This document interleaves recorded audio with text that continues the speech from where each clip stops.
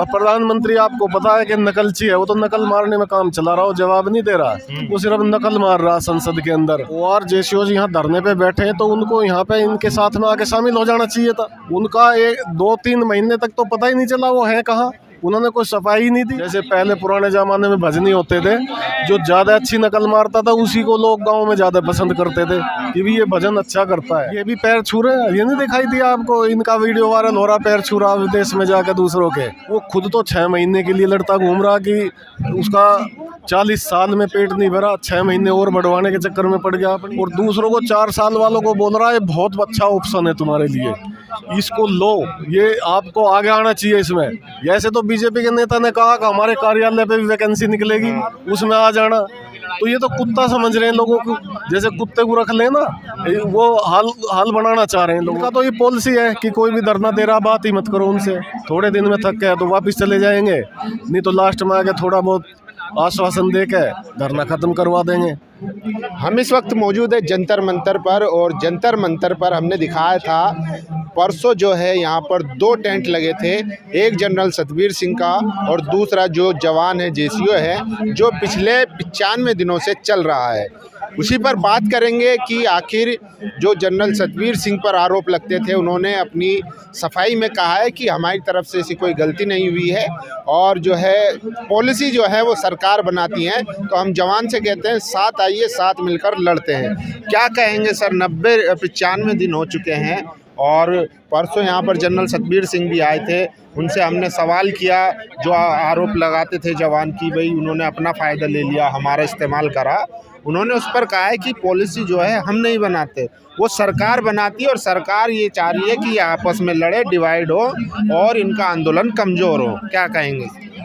देखिए, अगर जनरल सतबीर जी ये बोल रहे हैं कि सरकार की पॉलिसी है आपस में लड़ाना और हमने इसके अंदर कुछ अपनी तरफ से गलत नहीं किया है, तो जब ये OR जेसीओ जी यहाँ धरने पे बैठे हैं तो उनको यहाँ पे इनके साथ में आके शामिल हो जाना चाहिए था।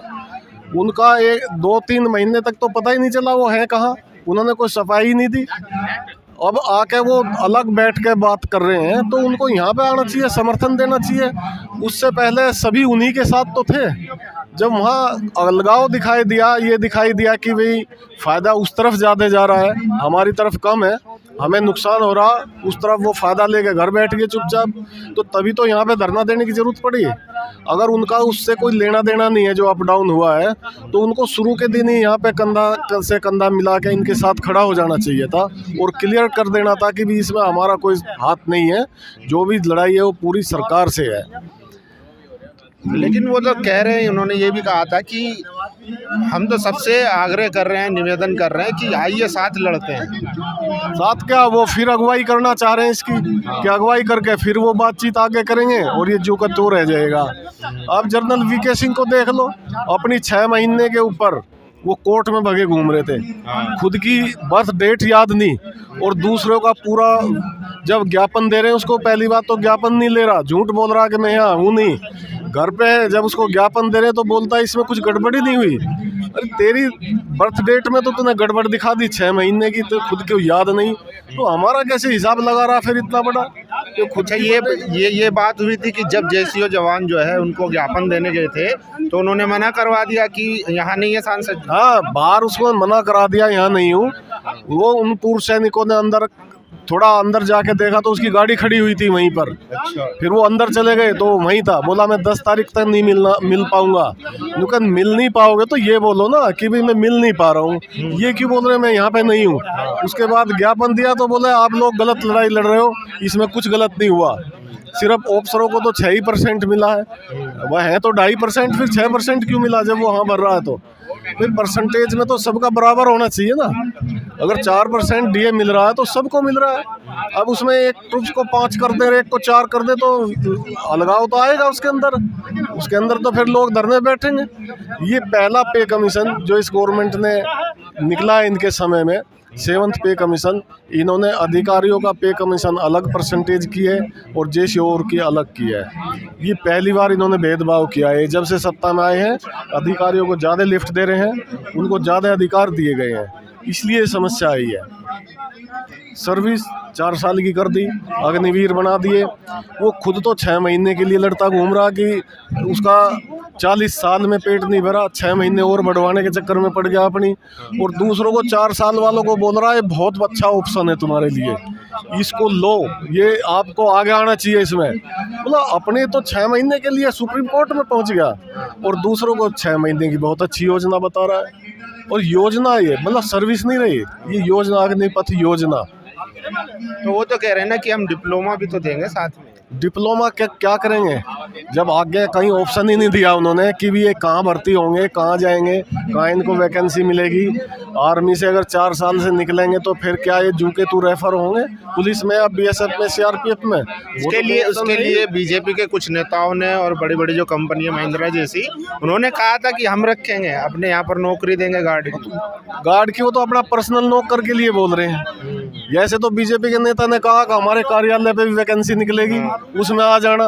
तो ये तो कुत्ता समझ रहे हैं लोगों को, जैसे कुत्ते को रख लेना, वो हाल बनाना चाह रहे हैं लोगों का कि इनको आधे अधूरी देकर ट्रेनिंग और फिर इनको मजबूर कर दिया जाएगा 10-15 हज़ार की नौकरी के लिए। तो ये एक षड्यंत्र है, एक बेरोजगारी फैलाने का जो मीडियम वर्ग है इसको ये खत्म करना चाह रहे हैं।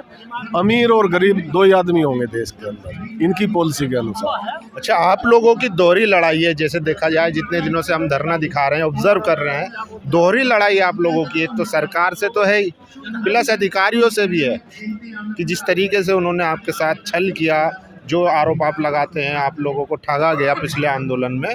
तो ऐसे में 95 दिन हो चुके हैं और लड़ाई लंबी है और कोई अभी तक बातचीत होती हुई दिख नहीं रही है, ना तो सरकार की तरफ से कोई रिप्रेजेंटेशन आया मिला। ऐसे में कैसे लड़ाई लड़ेंगे लंबी? देखिए, जो अधिकारी पूर्व सैनिक जनरल रैंक के, कर्नल रैंक के सरकार के अंदर मंत्री पद पे बैठे हुए हैं, उनका सबसे बड़ा फर्ज बनता है कि कम से कम वो तो आए पूर्व सैनिकों के बीच में। उन्हें तो सर्विस किया है, हमने भी उनके साथ में सर्विस किया, कुछ तो ऐसे हैं हम उनके साथ भी रहे हैं, तो उनको तो आ जाना चाहिए कम से कम, है जी। और इनका तो ये पॉलिसी है कि कोई भी धरना दे रहा बात ही मत करो उनसे, थोड़े दिन में थक गए तो वापस चले जाएंगे, नहीं तो लास्ट में आके थोड़ा बहुत आश्वासन दे के धरना ख़त्म करवा देंगे। फिर बाद में मानो या मत मानो, जैसे किसान आंदोलन के साथ हुआ है, उनका कैसे ही करके इन्होंने आंदोलन ख़त्म करा के अभी उनकी बात नहीं मान रहे। और आंदोलन खड़ा करना सरकार के खिलाफ एक बहुत बड़ा ताकत चाहिए उसके लिए ना, उसके लिए समूह की ज़रूरत है, निडरता होने की ज़रूरत है। किसी के भी पीछे ED CBI लग जाएगी तो लोग अपना परिवार भी तो देखते हैं बीच में। तो इनको कम से कम जब समस्या है और इतने दिन से यहाँ बैठे हैं धरने पे, तो डेलीगेशन भेज के कोई बातचीत तो करनी चाहिए। उसके लिए अभी तक ये तैयार नहीं है। और प्रधानमंत्री आपको पता है कि नकलची है, वो तो नकल मारने में काम चला रहा हो, जवाब नहीं दे रहा, वो सिर्फ नकल मार रहा संसद के अंदर। जैसे पहले पुराने ज़माने में भजनी होते थे, जो ज़्यादा अच्छी नकल मारता था उसी को लोग गांव में ज़्यादा पसंद करते थे कि भी ये भजन अच्छा करता है। तो वो काम इनका हो रखा है, ये सवालों के जवाब नहीं देते, ये नकल मारते हैं फिर दूसरे पे। बस वो बीजेपी के सांसद संसद के अंदर मेज थपथपा देते हैं, मोदी कर देंगे, देश का भट्टा गोल कर देंगे लास्ट में बिल्कुल। तो प्रधानमंत्री जी तो अभी देखिए दौरे पर हैं, देश दुनिया उनको अपना लीडर मान चुकी है। और जो पपुआ न्यू गियाना के जो प्रधानमंत्री हैं वो उनके पैर छू रहे हैं। और ये भी पैर छू रहे हैं, ये नहीं दिखाई दिया आपको? इनका वीडियो वायरल हो रहा, पैर छू रहा विदेश में जाकर दूसरों के। और ये तो मीडिया है, खबर में कुछ भी चलवा दो भाई। पहले 2000 नोट के फायदे गिना रहे थे, शुरू होने के बहुत अच्छा है, अभी बंद होने के फायदे गिना देंगे। तो मीडिया में जो चाह रहे हैं वो हो रहा है जी। वो तो इनके हाथ में, कभी फायदा मतलब मेरे कान कभी पकड़ लूँ कभी छोड़ दूँ, है जी। तो वो हाल हो रहा है इनका तो ना। अब ये 70 साल का हिसाब मांग रहा, अपना 7 साल नोट नहीं चल पाया, 7 साल नोट वो होकर खुद ही बंद करना पड़ रहा है। और जिस दिन नोटबंदी हुई थी उस दिन अर्थशास्त्री ने बोला था कि 2000 का नोट काले धन को बढ़ाएगा, घटाएगा नहीं, इसको इनको बंद करना पड़ेगा, वही काम हुआ। तो ये वो जो केजरीवाल जी बोल रहे हैं चौथी पास राजा, तो चौथी पास राजा होगा तो यही काम होंगे देश के अंदर। कोई ऐसी योजना है जो इसने घोषणा करी वो सफल हुई हो, वो सब बंद करनी पड़ रही है। ये बड़ा मसला है। तो अब क्या करेंगे सर, आपके आंदोलन में 95 दिन हो चुके हैं, आगे क्या रूपरेखा होगी? क्योंकि ऐसे रोज बैठ के आप लोग चले जाते हैं, ना सरकार की तरफ से कोई रिस्पॉन्स आ रहा है, ना ही आप लोगों को बहुत ज़्यादा सपोर्ट मिल रहा है, मीडिया कवरेज भी नहीं मिल रही है। हमारा काम देखा, मीडिया कवरेज तो हम मान लिया यहाँ पे कहीं धरना प्रदर्शन करें, ज़्यादा आदमी आए, इकट्ठा हो, कुछ तोड़ फोड़ कर दें तो मीडिया में अपने आप आ जाएगा। लेकिन हम पूर्व सैनिक है, वो तोड़ फोड़ की तरफ या हुड़दंगबाजी की तरफ हमारा ध्यान नहीं है। हम यहाँ धरने पे ऐसे नहीं कि भाई कम आदमी आ रहे हैं, इससे जागरूकता बढ़ रही, बहुत दूर दूर से लोग आ रहे हैं। जिन स्टेटों को ये पता नहीं था कि 1 रैंक 1 पेंशन को लेकर कोई धरना भी चल रहा, उनको भी आज पता है, उनके संगठन इसमें शामिल हो रहे हैं। उसके बाद इसको बड़ा रूप दिया जाएगा। हाँ, 30 तारीख की क्या तैयारी है? 30 तारीख का है निचले लेवल है, तहसील लेवल, ब्लॉक लेवल, जो ये बिल्कुल निचले लेवल पे फैल जाए, अलग अलग क्षेत्र में हर जगह लोग इससे जुड़े, उसके बाद आगे की रूपरेखा बनाई जाए। चलिए, शुक्रिया सर हमसे बात करने के लिए। तो देखिए, 30 तारीख को पूरे देश में तैयारियां चल रही हैं, जो डिस्ट्रिक्ट लेवल पे, ब्लॉक लेवल पे हर जगह ज्ञापन दिया जाएगा, और उससे पहले 2 बार ऑलरेडी ज्ञापन दे चुके हैं।